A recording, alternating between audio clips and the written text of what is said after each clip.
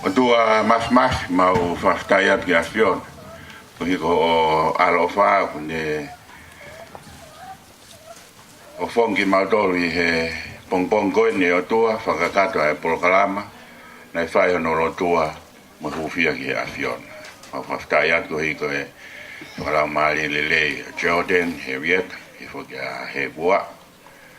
Tanga dari pe mautolu e matua ku maulava mai ke tau mo popo I he fatongia o a koe maro kau ia manak pe ka emos pe foki e kau tak turi ko toa pe mo whanau ma do dai whanau ko maulava mai ke whakakato ai whiohi fia I he runga o spoti I he ahon tau whia ba mo e afiona I maulot mo kore ni wafo alo sisu Christ ko maufa mo uin amen.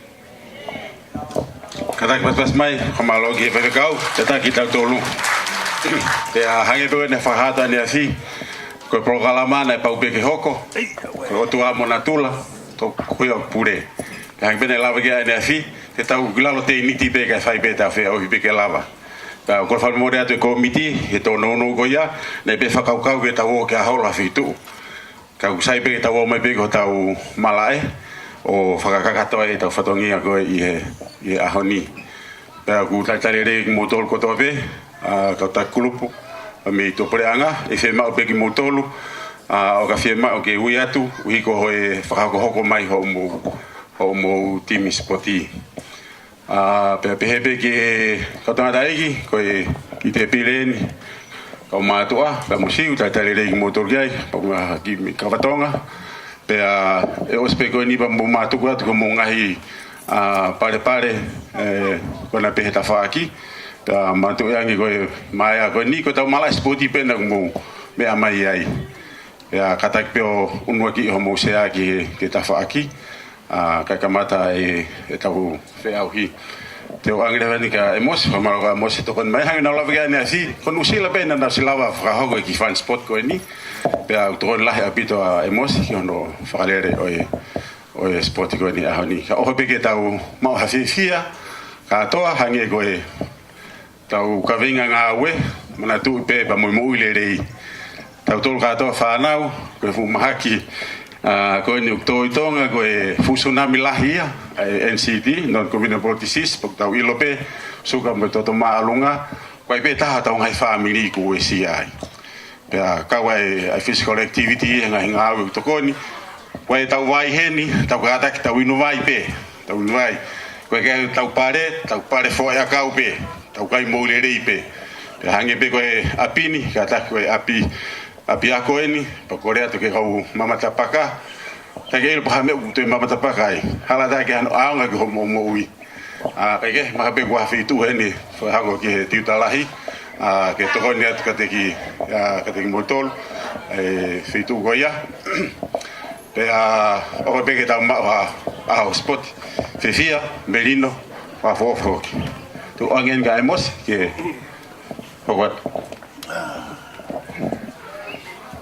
Maro pito ko kore pe ke ufanga fatapu ka ta ke whahoko e whatongia o e ahoni o ku iai whiwhia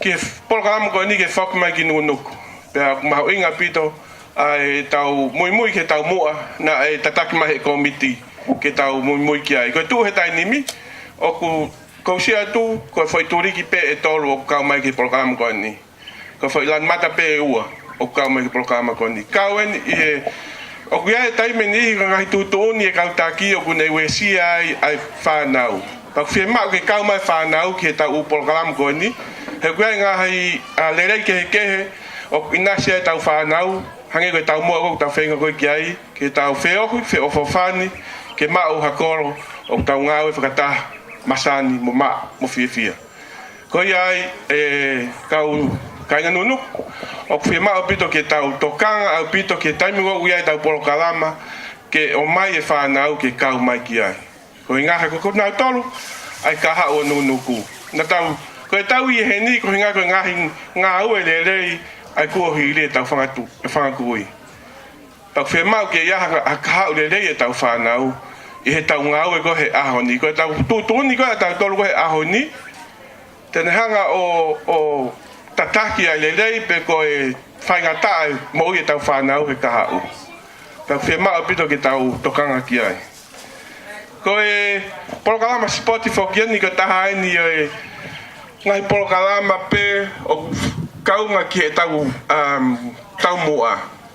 Pe o kia e ngahi helo me he tau koro nuku he kohili. Na nau whawhawhonga i o tau koro. Ko hingoa ko mantui. Ko ka whawhonga ko i matonga ko ki tokanga lahi pehi a puru ko nau he tawhaki ko a puru ko ke iongi. Ma whana ma noa.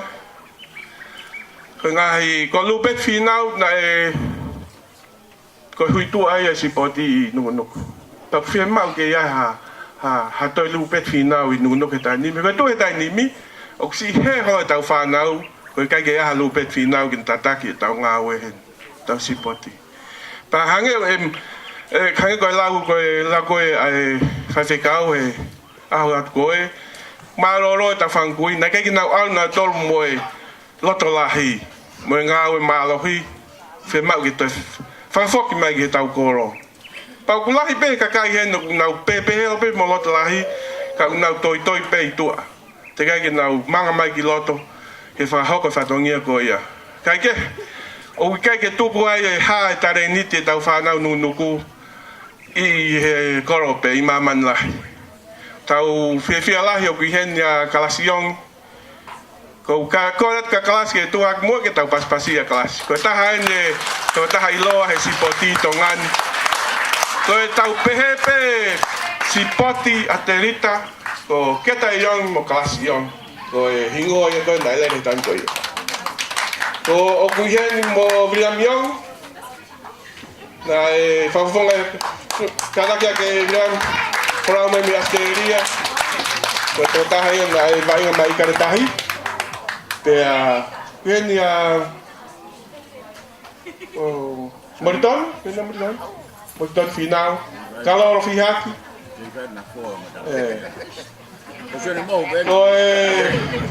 Ko me wau pe kau tamaka puru, ko lahi pe puri pe ki nau toi asbai ki he kau puro kalama. Kai ke, ko ngahi hingoa, ko simtu itu, he taimu ko ia, nei spot kau angai ako, nei asme nunu. Pas bagi ai, ko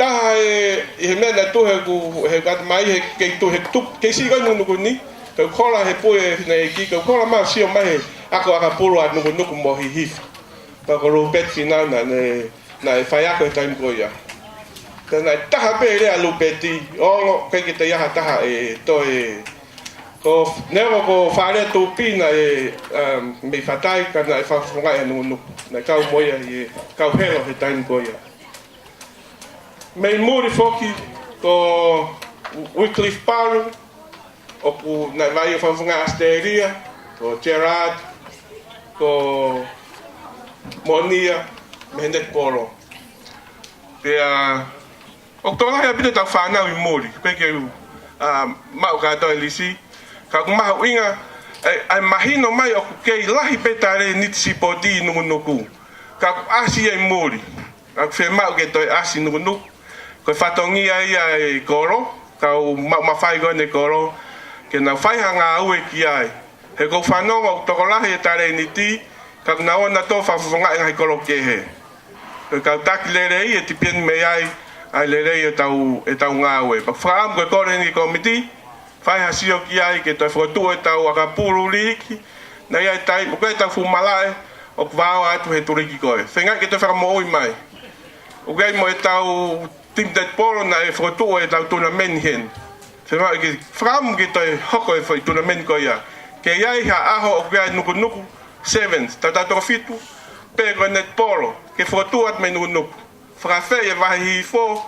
Ia taimi o kia ha tournament lahi koe tournament I loa e roi tonga ni o kune hanga. O mai ai tongan ka toa kia ke. Ei ke hao e tau mua. Ko nuku ko sit ko koro mua ia hi fo. O whaam ki tau ngā ue ki ai. Ko e kore pe ia kai kamata pe me tau kau ma fai ko ne koro e mau pe tau me fua I he ko ke tau fe mau e ta noa fe mau e tau nga we fe nga ke lava o te tau lau ke more o ke tau lau ke tau hela fe nga ke lava ko tau whanau ko na tolde na hoko ate whanonga ko ki popo pe ia fe kau ak mo si poti ko ki whatokanga pe ke toe tau toe tokanga he na e mau inasio mau to o ko hinga ko nga le le tau whanga kui ka whaam ke mau inasio tau whanau tu pake ko hinga ko tau nga le le tau tore ahoni o kau e program ko ni I he tokoni ke toi ki whakatonton ha ke tau wholau e tau waka ko hinga ko tau whanau I he kahau ko rea tu ki he toanga tukone tau program he haoni ko hinga ko space pen o whaia tau program pe te tau ki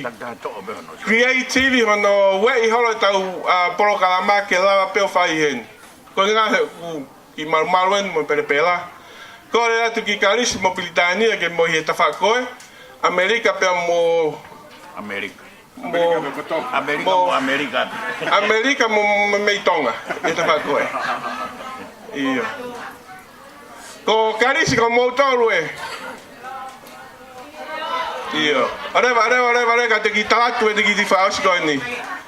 Ko e tau uporo ka lama, ko pau ke tui ho lanu, I he taimu ko ke kau hasi pot.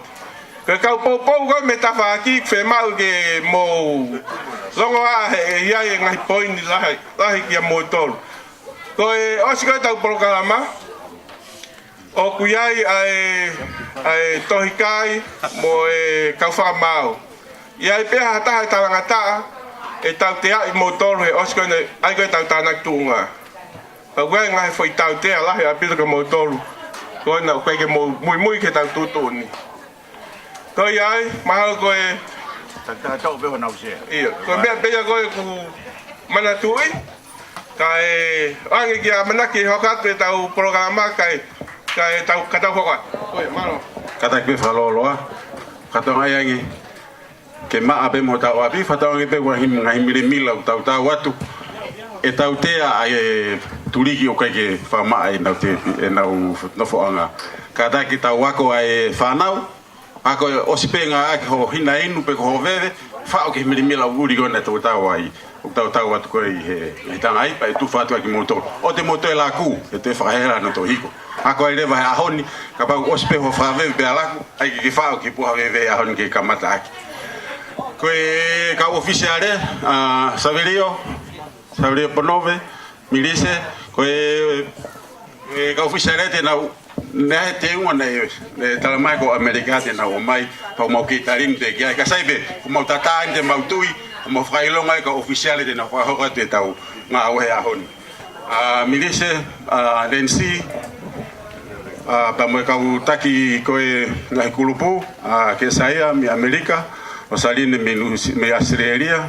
pe amo en be ai mosi mo tokoni na selu pego te wila e tokoni mai ga ai mosi he tulikasi e fe ma e ka u rekoti ka skritari ka tak pe anagoloto ui mai ha tokoni ke mo tau he tau skoa pe e be mo e fa ma o ka pa ya kulupu e launga koe komit fa mau e se ape ai a te vita e va me tita la he ape ako pa pa hena me ofisa kologe to lo aki ka pa wa turiki ko ha me aku te mo launga I whekawai pa me tau ki fan ke imi koe a honi ko ne mau pe ka ofisa reo fotu e kamata rewa ka tu ka e mosi re o kamata ake Sebe tai maha foi fasi DJ ka tau ki unu ke tawhaki ka tau toki whahoka te koe tau foi raki sipoti ko lova mita tau noa whanoa ni manoa ka kamata me tamaki ki